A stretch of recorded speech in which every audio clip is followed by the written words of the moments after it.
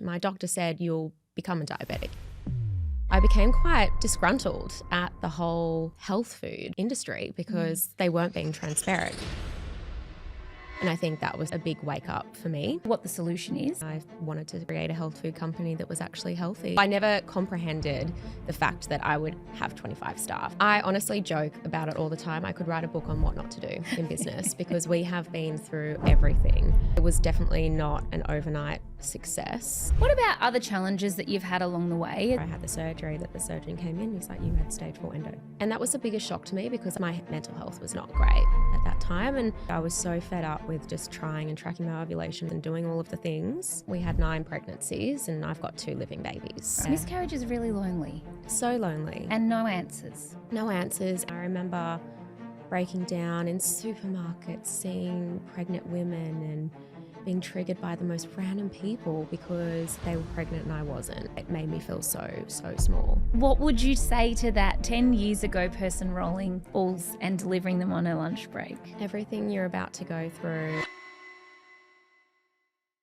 Kiera Rumble's a dear friend of mine. You might have seen some of her amazing creations. She is the owner of Crumbled Foods, most amazing snacks. She also created Habitual Beauty and more recently Minnie and Me. She is an amazing entrepreneur, but what you're also going to hear in this episode is her journey through fertility, her endometriosis and miscarriage stories, and you are really going to feel connected to her after this. It's one of those episodes that for many of you, there's going to be those Me Too moments. So I'm going to stop talking and we can get into this episode.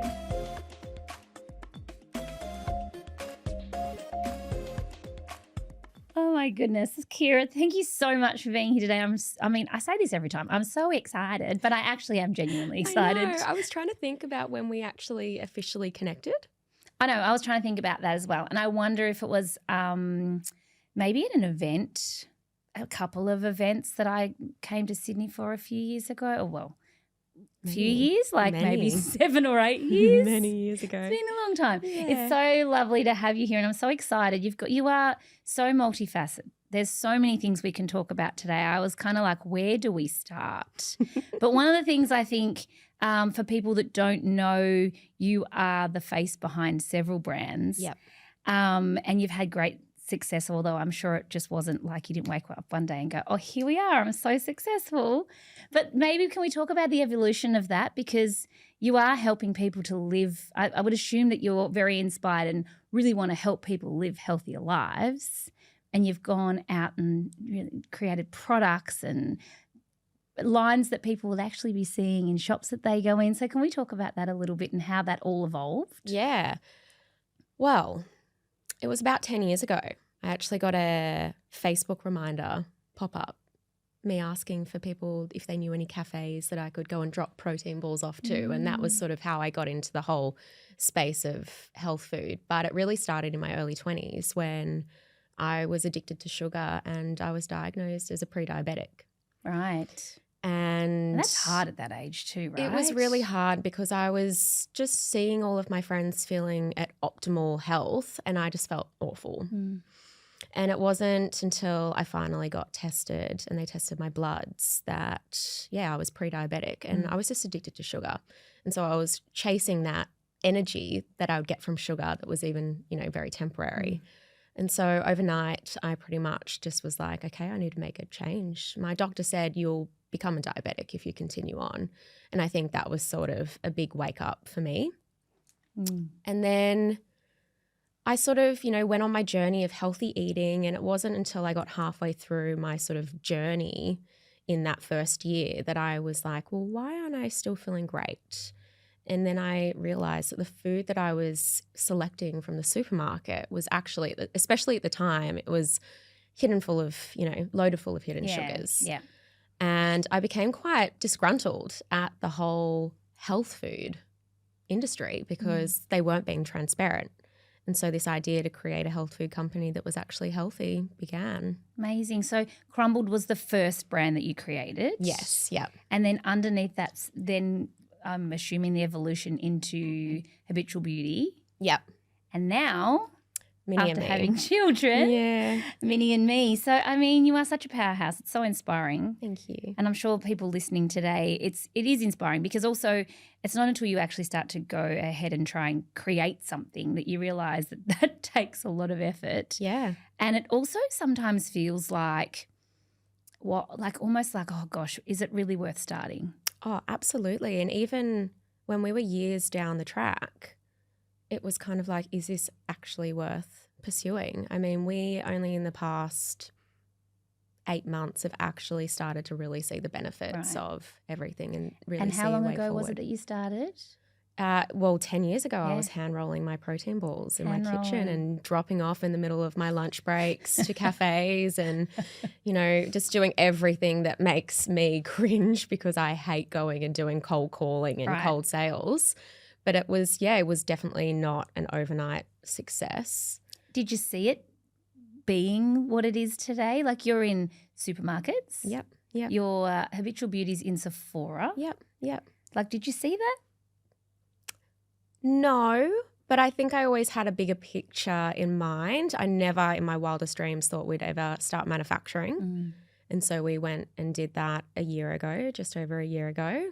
When did you stop rolling balls? Oh, gosh, it's... I've just gone through this with everybody.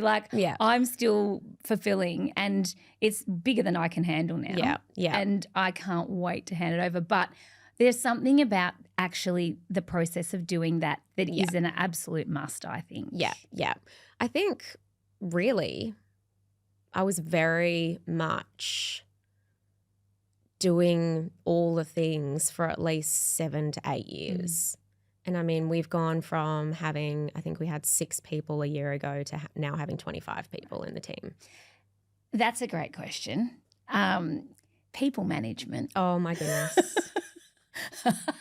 It's not what we signed up for, right? And I say this all the time. I never started a business so I could become – I never comprehended the fact that I would have 25 staff. And this idea from my kitchen was never in my wildest dreams me managing people and needing to be a leader. And so for over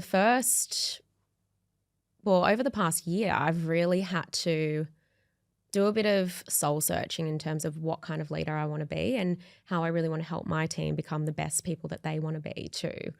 And so, it's been things like learning about how their brain works and how to help support them and how my brain works and who I need to hire as the next sort of stage in the business and in the team. And learning the way that my brain works has been fundamental to explaining to the team, okay, well, this is how I work. I mean, I've got ADHD. My brain runs 1,000,000 miles an hour. And the team, I would come into the office and go, blah, blah, blah, blah. And then they would get distracted. And so now I've sort of tried to work on different things to help not distract the team. Right. And keep me on track. But but that part of you shines through also. It's so important, I think, as the visionary and the creative. And you're probably a quick start. That's me. I come in with all the ideas and like, I don't know how we do it, but it's a great idea. Yeah, and I love the way that my brain works, so I never want to shut that off, but definitely that focus definitely need help on. Yeah, I would say people management is one of the most challenging things, but also you keep learning. Like how much that's I feel like where I learn so much. Yeah. Because your skills and your craft is your craft, and you up level it, but that part I think is a steep learning curve. It is definitely the most challenging part of my job. I agree. What about other challenges that you've had along the way? Has there been any other standouts? Like, I mean, I'm sure there has, but I mean, we see the highlights. Yep. And that's fine. Yep. And I do still think it's interesting, even though we all say this is the highlight reel, like what you see is the highlight reel, I still don't think that sinks in. Definitely not. And I think that's one of my biggest focus, especially on my Instagram, is to show more of the low and the real You sort do a of great stuff. job on your Instagram. People hopefully go and follow because you do. You're very honest and you've shared a lot, and we'll get into some of the things that your journey and your health journey. But you do a great job of me too. Like people are listening and watching. I think it's so important. Yeah. That vulnerability piece, and you're creating a community, and then the community are behind you when it comes to the other things that you're offering to help them. Yeah, and I think that that's sort of part of who I really set out to be very transparent. And I think when I had one of my first pregnancy losses was that definitive moment going, okay, no, I actually need to speak about it. But in terms of business, I honestly joke about it all the time. I could write a book on what not to do in business because we have been through everything. We went to the Supreme Court, we lodged Supreme Court documentation against our old contract manufacturer. They tried to steal our IP. We have just, even recently we bought a new machine and then packaging got delayed because I went to a new packaging supplier. So then we had silver packaging for ages. And it's just, we learn every single day there is something, an issue within the business that is just challenging. Right. And I would imagine you get better and better at dealing with challenges though. To a degree, yeah. I think you kind of get a little bit like, oh, okay. Yeah. And to a point where maybe, I don't know about you, but I sort of look at things now and my team will freak out and I'll be like, nothing we can't handle. Like exactly. We've dealt with some pretty gnarly things. Yeah. I think we'll be okay. Yeah, definitely. In the depths of it. And the very first times you have those challenges, it can literally feel like your world's falling apart. Yeah. I'm sure you can relate to that. Oh, yeah. Even just the first ever print run of Beauty Bites, the apple and cinnamon packaging was fluoro green. And I remember at that time. And that's not it's all very like muted colours. Well, Mini and Me is definitely bright and colourful, right. but Crumbled is definitely not, although I'd love to do a bit of a fun rebrand for Crumbled. But I remember just going, oh my gosh, I can't launch with this. How are we going to do it? And now, I just got 10 pallets of packaging the other day and all the colours are different. And I'm like, oh, well, we just need to sell. Right. And we'll figure it out. Right. So you kind of find the surprise colour at a store near you. Yeah. What did you do with that bright packaging back then? Did you sell it still? No, not that one. I wanted everything to be perfect. So the supplier, we delayed launch, I think, from memory, but that was, years ago. Right. And would you do that now? Maybe. Just asking for a friend. No. Yeah. No, yeah. It depends how bad. If it was colour, then probably. Right. And be pretty transparent about it and say, haha. Yeah. Surprise, it's green, like lime green. Yeah. Yeah. I think it's all a learning curve. How do you feel like all of these personal experiences that you've been through has actually shaped the brand that we see today? I know it's a bit of a hard question, but I feel like where you are today and what you're talking about from rolling those balls are worlds apart. Yeah.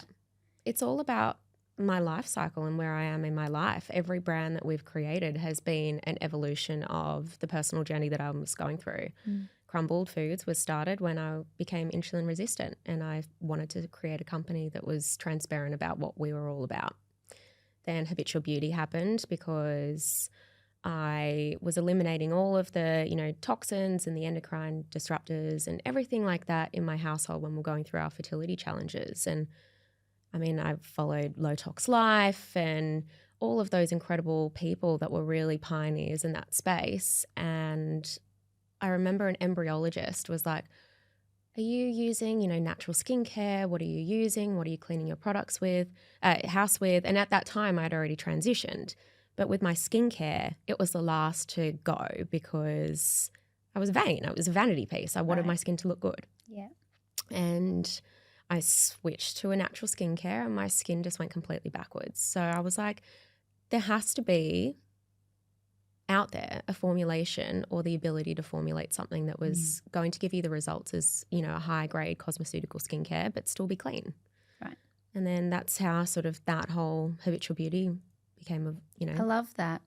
I think a lot of people can relate to that because natural beauty 20 years ago, 15 years ago was horrendous. Yeah. Like felt like your shampoo, you felt like you were washing your hair with Morning Fresh. Absolutely. Like it was, and I have always said I'm very willing to always look for the best option, but I am not willing to compromise. Absolutely, yeah. And we're so lucky because we've got so much more awareness around these things now.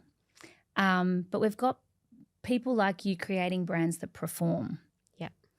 And also the education of the clean part I think is very important to touch on because just because it's natural or organic doesn't necessarily mean it's clean. Correct. And I try and teach people this, but I'd love your take or your opinion on this, or a way that we can get that message across, because people will say to me, but it's not organic. I'm like, well, organic can be worse. It can be full of, I don't know, you tell me, what is it, full of fillers and all sorts of things? So I like to sort of take it a step back, and there's a lot of fear mongering out there, and this whole space can be really confusing and scary. So for us, we just have a list of ingredients that we don't like to use, and it's a big, big, big long list, but something that they could say natural, it could only mean, I mean, back in the day, it could be natural packaging, or it could look natural. Well, because it's not regulated. It's not regulated. Still not regulated. And food is worse.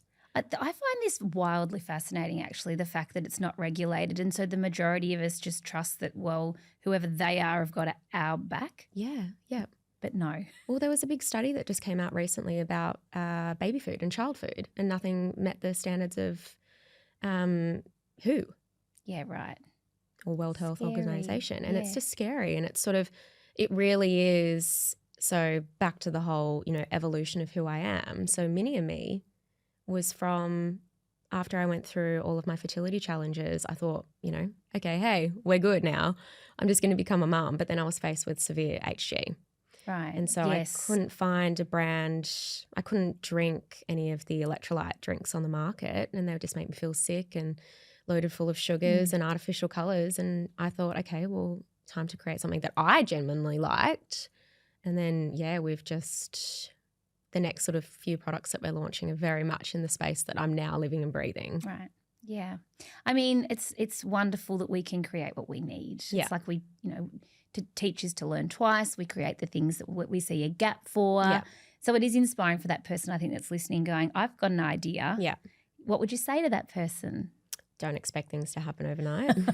But stick with it? But stick with it, yeah. There are so many times that I thought to myself, is it actually worth it? And we lost a lot of money in the first few years. And so my partner and I own it together.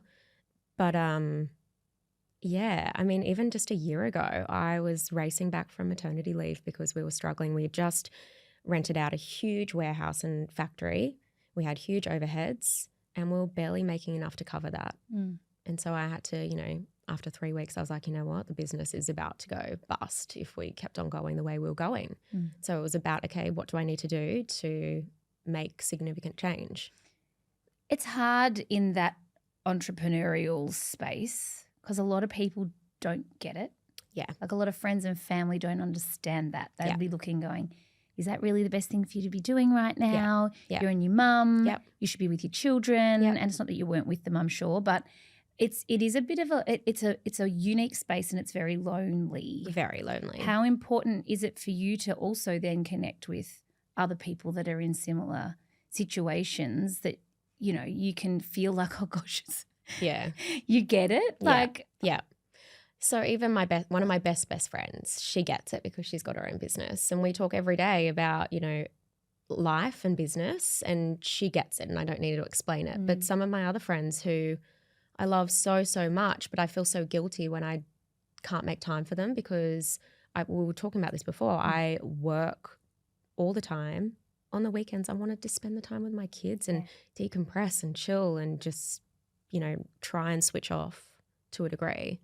And I feel guilty because sometimes my friends may, and I know that they don't, but in my head they're thinking that I don't want to spend time with them. But it's not that. It's just I need that because I experienced really bad burnout last year and I was just fully cooked. Right. So this year's been about growth and growing the business and showing the kids that if you've got dreams and passions, work for it really, really hard. That is an interesting point. I've always I've reconciled it now, but when the kids were a bit younger, I used to really struggle with that. It's like I'm torn between being inspirational and being absent. Yeah. And there has to be a happy medium.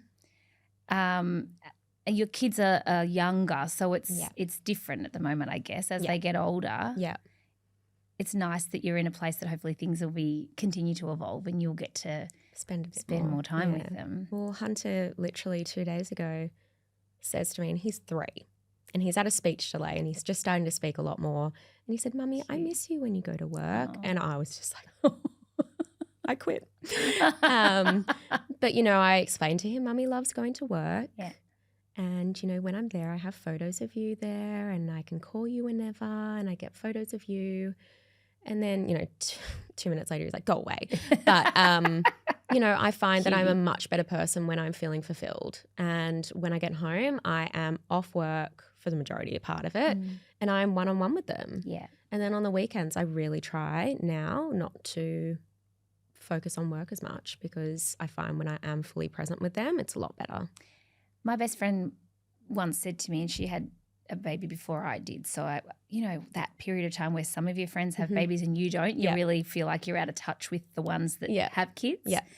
I remember hearing her say that she was a better mother for working. And I was at the time horrified. I was like, what? Until I had that experience. I'm like, oh, I get it now. Yep. I am that person that is 100% a better mother when I'm working. Yeah. Because I am getting that part of me is being fulfilled. Yeah. And it's not, and I'm sure you feel the same. It's not a competition. It's for the people or mothers that are at home all the time. And that's the choice that they make and they want. I take my hat off to them because that's not me. Yeah. There's no perfect way. It's just your way, right? There's absolutely no perfect way. And I always think, I'm going to feel guilty about being at work, but then the stay-at-home mum might be feeling guilty for not being at work.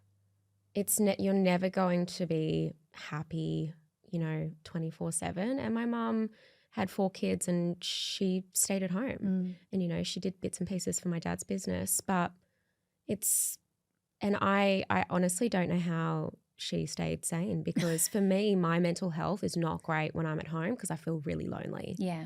And I'm not the best person that I know I can be when I'm home 24/7. Yeah. So you will never, it's such a hard one because for me, my passions are so intertwined with being a parent.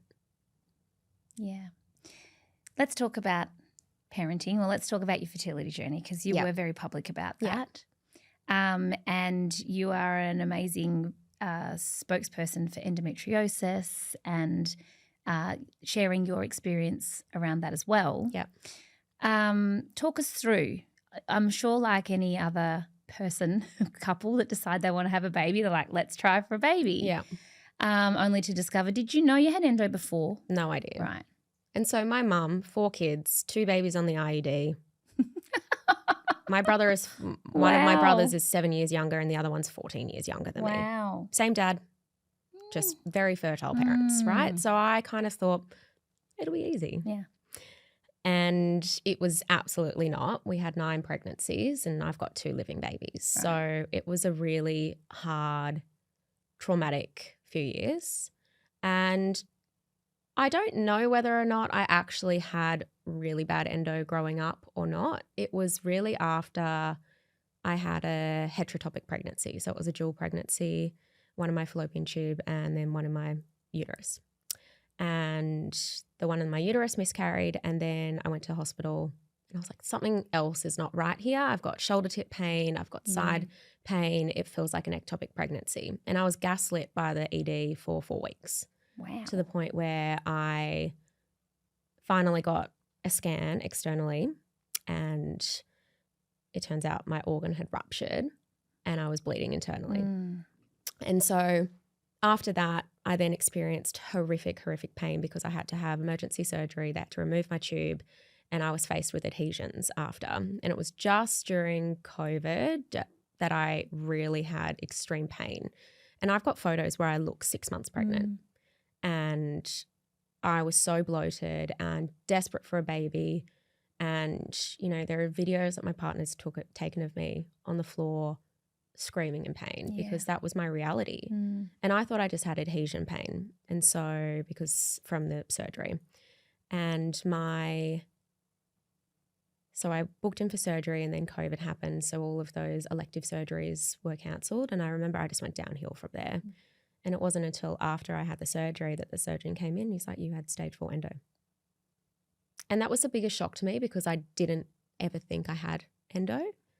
And Yeah, it really Was it a relief explained. to have that Definitely. answer, or at Yeah. least it's not a solution, but it's an answer and at least some next steps. Yeah. And I was like, okay, this is the reason. This is the reason why I can't have babies or keep babies. And it wasn't just that wasn't the only reason that I found out later.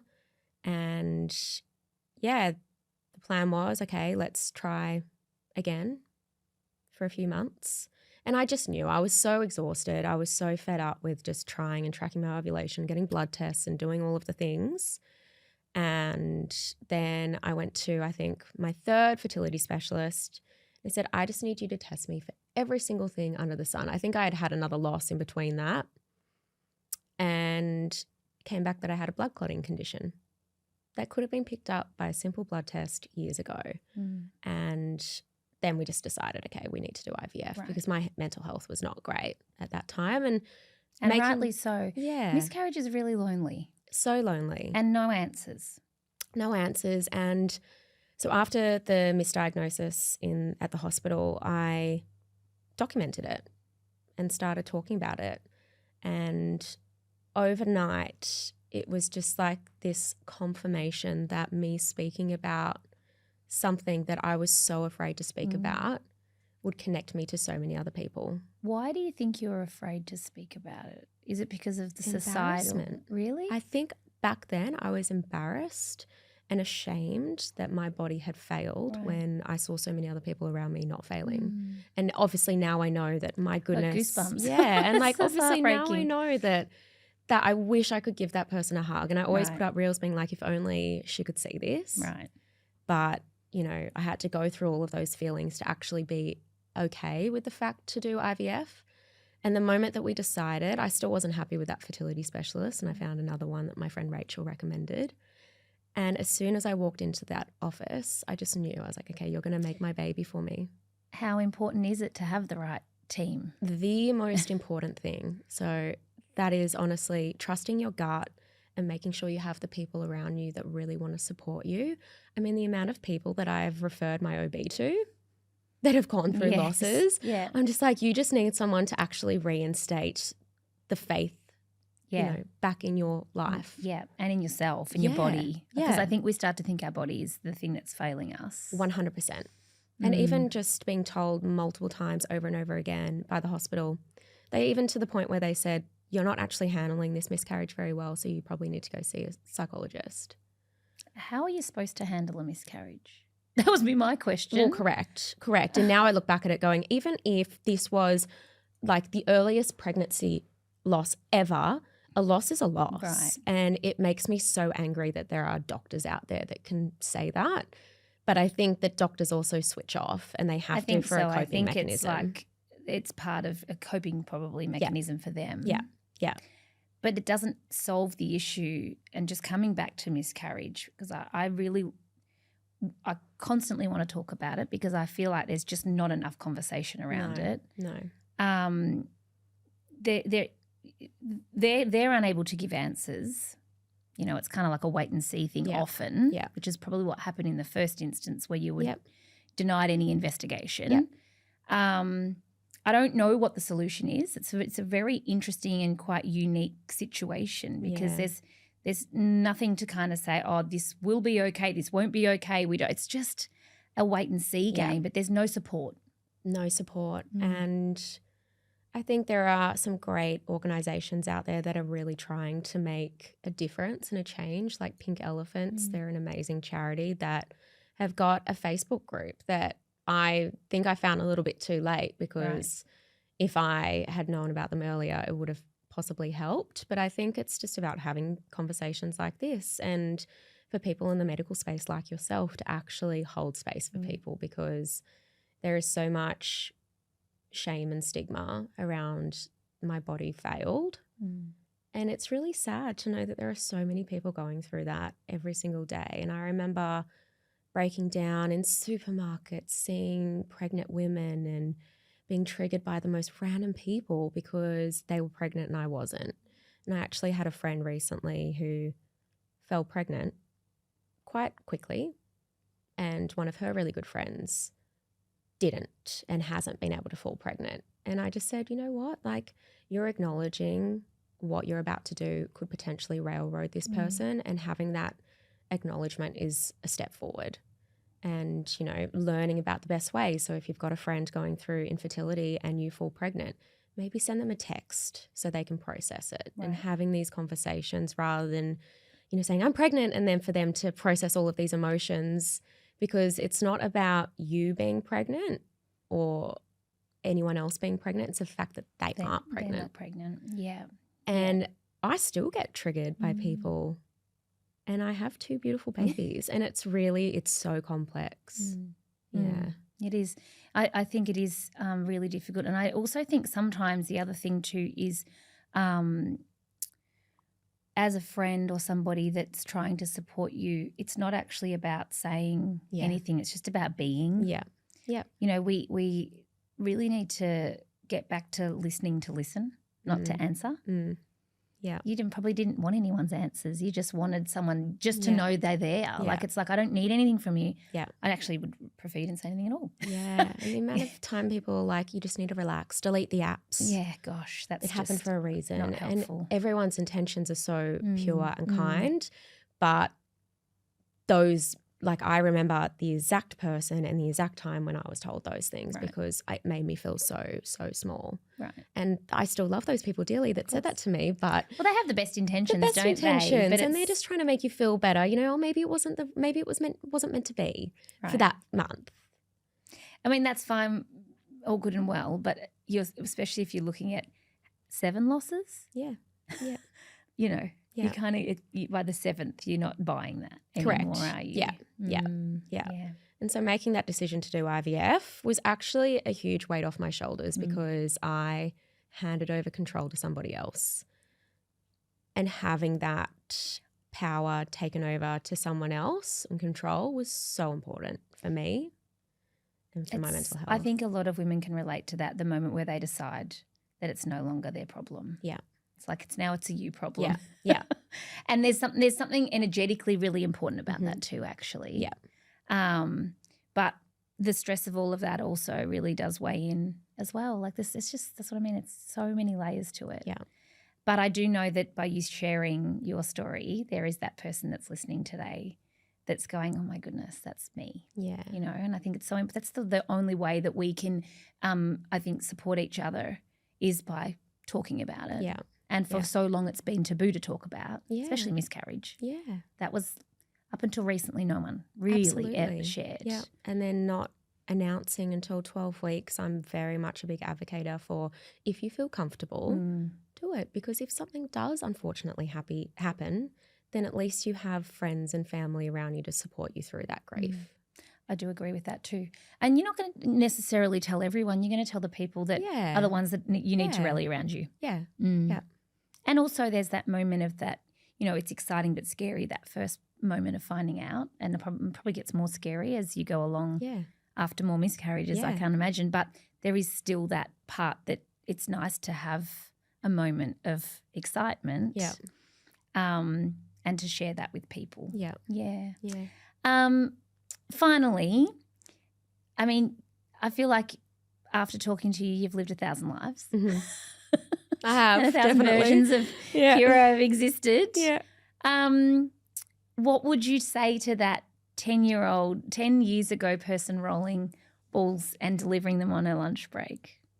Everything you're about to go through will all be okay. Yeah. I think that's so important.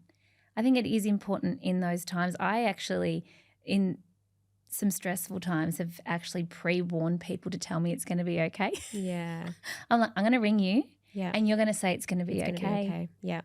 Yeah. But I mean, it's also would be great if we had that strength sometimes to just remind ourselves that. But I love that so much. It's going to be okay.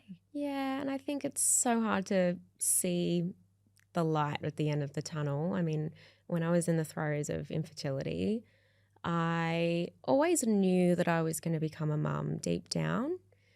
But man, it was every month. You earned after it. month. And Not loss earned it. after I mean, loss. you like deserve it. You know, that's what I always say to everyone deserves it. Everyone deserves But it. I always say to patients that are in a position like if anyone's now, you deserve this. It's your turn. Yeah. Like Yeah. you get to that point where you really have. Yeah, and holding, especially Hunter, because he was my absolute miracle, most divine little creature. And I love my daughter equally as much, but it was a different feeling with her because that was after I had HG with both of them, but hers was much more severe. I mean, throwing up 40 times a day, every day. You poor thing. It was hell, and it was the darkest place that I've ever been.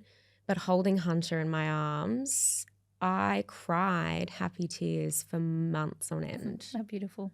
And he's just my little miracle. Yeah. So great. Thank you so much for being so vulnerable and sharing today.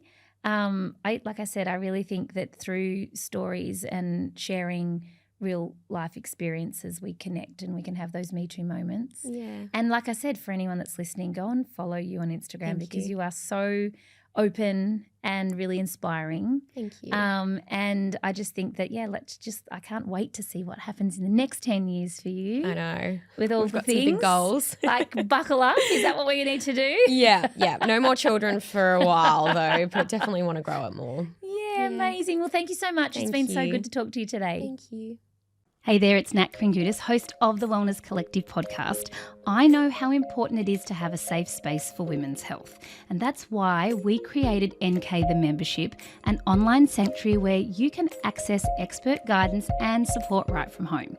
Get early access to monthly masterclasses, unlimited access to our entire catalogue, and practical resources to achieve hormone harmony. Plus, enjoy a 20% discount on supplements and join my monthly live Q&A sessions. Join our community of like-minded women and wellness experts to revolutionise your health one topic at a time. Visit our website and sign up now. It's legit Netflix for hormones.